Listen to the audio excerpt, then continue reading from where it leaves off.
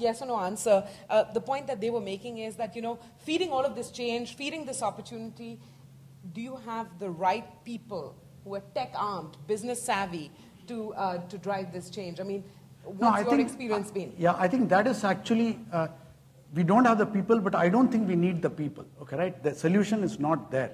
The solution is to be able to enable the common front-end person to be able to use technology seamlessly. I'll give you a couple of examples. I'm going to interrupt there just a moment, just to bring Mr. Malhotra in as well, simply because I want to understand. I think Mr. Krishnan has already sort of opened up that discussion, but to really understand what, social, what mobile, what analytics, what cloud have done to the Home Shop 18 business, how you leveraging data, for example. Just give us some specific instances.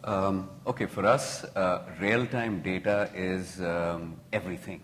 If you don't have real-time data, you can't drive productivity. I'll give you an example. On the web or the mobile is a slightly different situation, but just look at television. On television, the biggest issue we have is that you can expand your distribution, you can expand your workforce, you can expand your product mix, but what you can't expand is the 24 hours that you have in a day. So fundamentally, you've got to improve productivity of every minute that you're selling. Now, in that minute, you have to keep a track of all your business that is happening. So you need real-time information with all your warehouses, all your inventories, right up to the producer and the anchor who's selling, so that at any given second when the inventory runs out, you don't carry on selling the product, but you move to the next product. Now, this can't be done if you don't have real-time data. And it can't be done if your real-time data is not connected to every warehouse, every vendor, the entire supply chain, all the way up to your production studios. And which could be across geographies. So for us, real-time data and building that platform was the basis on which we can today do the kind of business we do. I wanted to get a response from Mr. Sarkar as well as to, to what extent do you feel the impact of social, mobile, analytics, cloud in your work? So that's pretty big. Let me just stick to analytics for a moment. We have about 34% of our revenues come from servicing the US healthcare market. And we pay out about $1 billion in claims, insurance claims, every month. So over a period of 12 months, we pay out close to about $18 to $20 billion, right? Now, what we do is essentially process claims, pay or deny. And the whole analytics around why claims get denied, because here's a hospital which has done a service, has asked for a payment, and the insurance company, I'm acting on behalf of the insurance company, and I'm saying that the claim is not proper, and therefore I can't pay. Now, that's noise in the system. A service has happened, the hospital needs to be paid, and the insurance company is saying that this is not. So the whole analytics that goes behind why a claim has got denied, why the insurance claim was, what's the right way to put in an insurance claim to make sure that it gets paid, it's huge big data.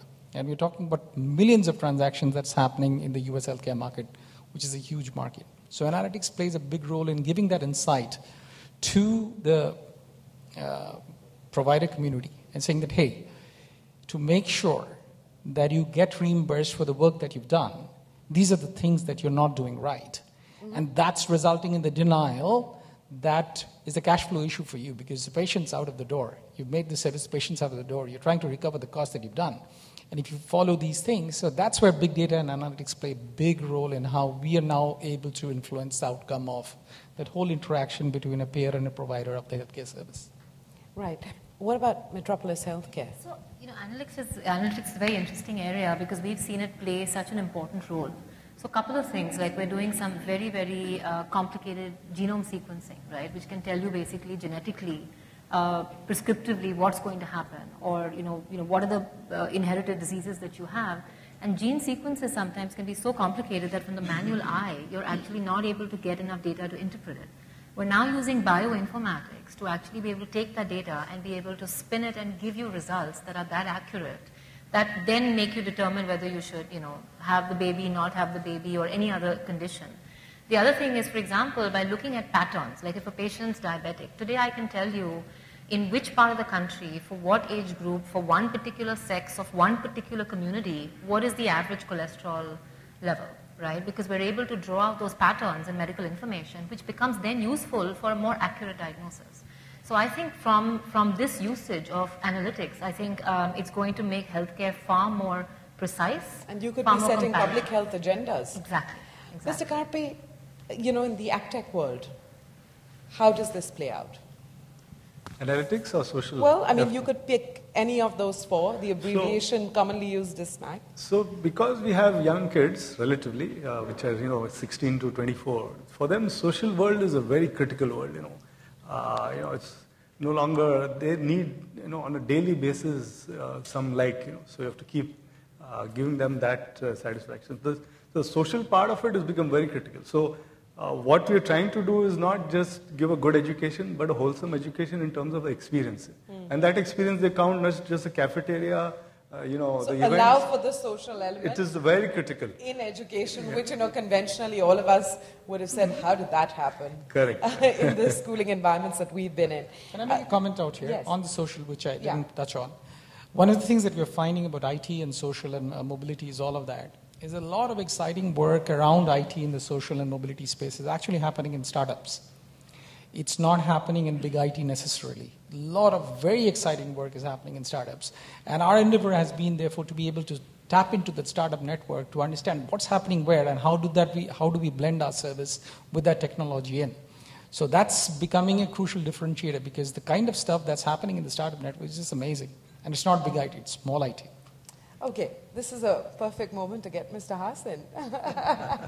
How is technology keeping pace with all of the disruptions? And I call it disruptions because clearly social and mobile and cloud, are presenting a set of disruptions that no one's seen and you can't even predict. So how is technology keeping pace?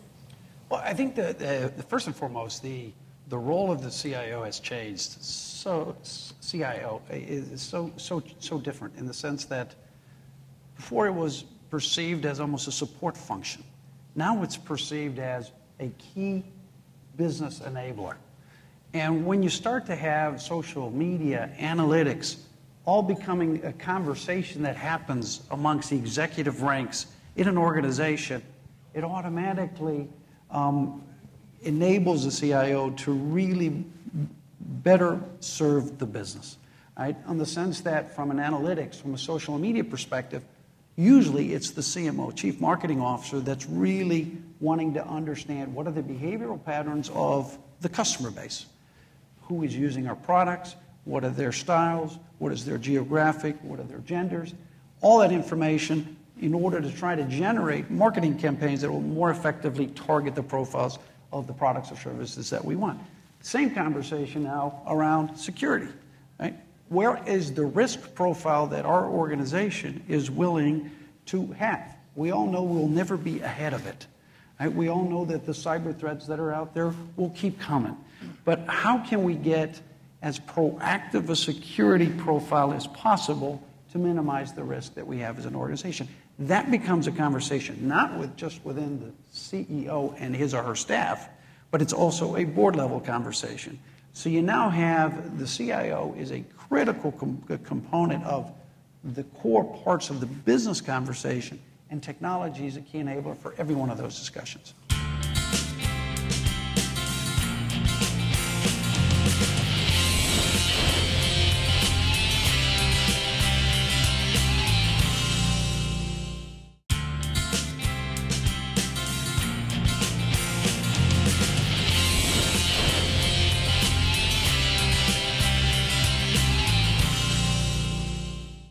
Ganesh, you have a vantage point, Comment on whether you see that happening in India, where the CIO is becoming a critical part of that top-level conversation, top management conversations. I think it is happening almost by force, okay, right? There's really... Because that's how Mr. Haas has described it. It's just happening, it's not a deliberate move, it's just happening. It's as if there is really no choice, okay, right? That is, and we referred to this earlier, that you can't have a bunch of IT people in the back office as a support function trying to develop technology. Technology has to be done at the grassroots level by the people who are actually delivering and the consumers. Increasingly, like you see in airlines where people, you can go to your kiosk, print your own boarding pass. The same thing few years back was being done by people. Okay, right? You're saying there's no value addition that the person behind the counter is doing in an airline, that you can't do it yourself. All that is required is you do everything and drop off your bag. That's the only thing that's required. The same thing that we see is happening, because of which the CEO role is changing. So what's happening here? You want the consumers to do part of the work. You want the front-end people to do part of the work. And that is increasing. Today you see auto drivers, cab drivers using an app. They may not know internet, they may not open a website, but they're using an app to be able to know, to transact with the consumer, to know where to go and pick it up. And we see that in Big Basket, the delivery boys using it across the board. And we see in healthcare, we want the patient to be able to manage. Right? And they are. Yeah, and they are. And they are capable. But what we have done is we have not assumed that they will be tech savvy to be able to open up a website, boot up a system and all of this. Give them an app. In one of our ventures where we have plumbers and electricians as the suppliers talking to housewives, people are using native language apps. So we have enabled native language apps on both the phones, smartphones, so that you don't even have to know English. Okay, right? You can speak in a native language. I need this service, describe the service. The plumber responds in a native language, or he can write it out, which the app will translate and will speak it in a voice. It's already happening today, because plumbers and electricians, you don't expect them to be tech savvy. I think in all the new age digitally linked organizations which are being set, the quality of the CIO is one of the fundamental things that most investors are looking at. I think that's how important the CIO has become today. Other than the founders, one of the standard questions that an investor normally asks is, who is the CIO and the quality of, or the background of the CIO? Because that has become the backbone of a new age organization. I think so it's become a very important role. Well, it's an interesting lens through which you're looking at it. I think we have the attention of everyone in the room. Well, think about it. Especially in healthcare, I have seen medical professionals or doctors that were so passionate about delivering patient care at a very different level that they became, over time, the CIO in the company or in the hospital system, because they were able to translate the experience that they're looking to deliver into technology, obviously with the help of a lot of very smart technology folks. But that was the passion, knowing that they could achieve their dreams, but they had to be enabled through a broader set of technology capabilities. So just 1 minute, just to add, what we've done in Aptech is, you keep asking, is CIO important, strategic, how important? I have actually combined the roles. So the Chief Strategy Officer is my CIO. So there's no, you just can't say they're not together. So there's one gentleman who handles strategy, and he's a CIO as well. Michelle? Sorry. Yeah, I was just going to say, in healthcare, as he was sort of talking about it, as we mentioned, it's a very traditional industry in general. And companies, but that's where the opportunity is. And companies like ours that have actually used technology to differentiate as a business model have obviously seen that, huge benefit, and we've therefore become leaders in the industry. But still, compared to the new age companies, there's a huge opportunity upward. What I think we're not finding is the guys, the CIOs in the companies like Uber and Flipkart and all the new age companies actually come to more brick and mortar companies which are leaders and say, let me take this to the next level. And I think when that starts to happen, we'll see this revolution which is happening only now in startups actually start to expand across the country. That movement is still slow. Well, he's actually the chief enabler or chief solution provider. So he's the one who is actually finding you the solutions, whether it's customer service or it's business efficiency. I'm going to steer you all towards a more somber note, which is the cost of technology. And, urge you to be as honest as possible as you sort of pursue an agenda of greater technology, greater flexibility, building future-ready enterprises. Does the cost aspect of it come in the way? Does it act as a bit of a speed breaker? Ganesh? Yeah, I think, today if you look at it, because of the computing power is on the cloud, right? We have seen, I'm talking from my startup experience of starting 10 different businesses over the last few years, the cost of technology actually has come down as a part of startup, because you can shift instead of a server-centric, monolithic organization, you can use computing power on the go, pay-per-use, on license basis, on the cloud. So that has really helped.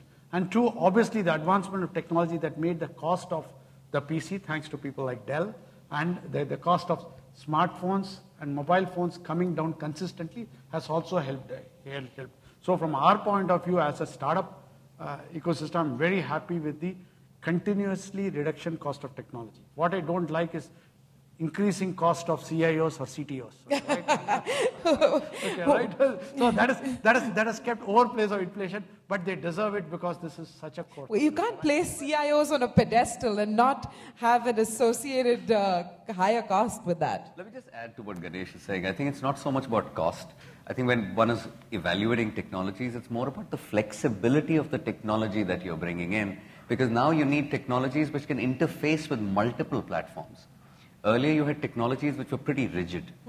I think that's what one is. Does building that flexibility come at a higher price? Absolutely. And earlier we would have thought about an ERP system which will take crore of rupees. Then you hire an implementation for ERP which is multiple of crore of rupees. Today you can get pay per license. You don't need an ERP of the traditional sense. You can get it per 5 people can get an ERP license and start off pretty quickly on the cloud. But that has phenomenally changed. Earlier startup ERP was unthinkable. Today you have light ERPs. Yeah, and I think for technology, again, the big thing that's important for us going forward also has to be the interoperability, right? So in a mobile world, I mean, you're still struggling with iOS, Android, forget BlackBerry, even though BlackBerry is my favorite, and Windows, right? So let's say in my situation, I love the Mac. The whole enterprise is on Microsoft. And the whole mobility platform, most phones are Android, right? And therefore, to just get a mobile collaboration solution, there is no perfect answer.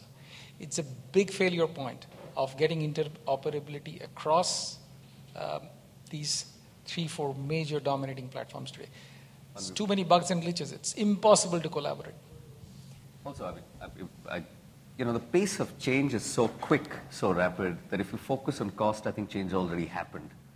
So I think it's but the cost is also a reality of it. And you are seeking to achieve flexibility. You want interoperability. You want all of those things, and there could be a hefty price tag associated. But let me see what Mr. Karpe has to say on that. Yeah, cost, is important, but it becomes a big issue, and Ganesh will know, it becomes a big issue if the CIO reports to the CFO.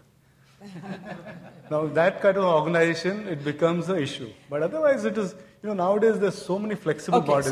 So let me not sort of belabor the point. Clearly, cost is not a speed breaker for anyone on this panel. No, is that fair to say? That's right. What about security? How preoccupied are you with security? Data security, for example, Misha. For us, hugely, right? Because when you're dealing in healthcare data, every patient's information is extremely confidential. You need to follow all kinds of standards, all kinds of global protocols to make sure that there's no pilferage of data, no leakage of data, and that becomes a crucial issue. As far as cost goes, I just want to mention that to me, I find in technology, the biggest issue is the cost of how stuck you are once you get into something. And to me, that's the biggest cost. It's the opportunity cost. Because it almost seems like once you roll out something, once you're in, you're really in. It's like marriage. You can't seem to get out unless it's a really bad, ugly divorce. And to me, that's the biggest issue with technology. And if things are moving to a more variable way where you can move in and move out at comfort, then to me, that actually reduces all other costs automatically.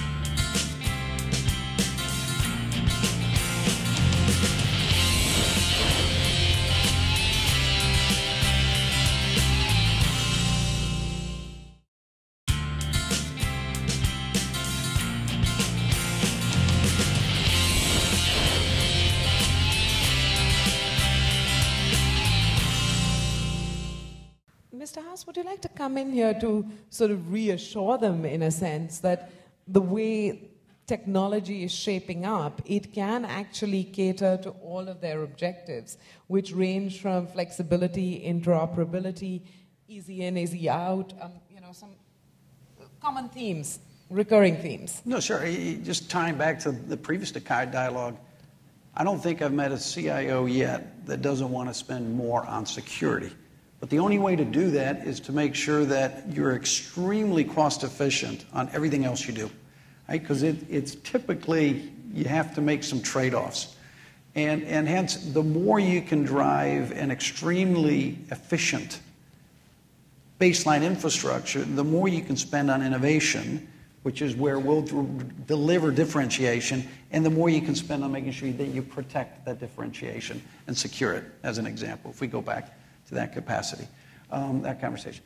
But from a technology perspective, and it goes back to being future ready, it is, again, it's a journey, and there are multiple components of it. And we're all understanding as to how will technology enable those. And we need to define at what pace, at what speed, at what agility we need to make sure that our businesses are competitive in that market. It's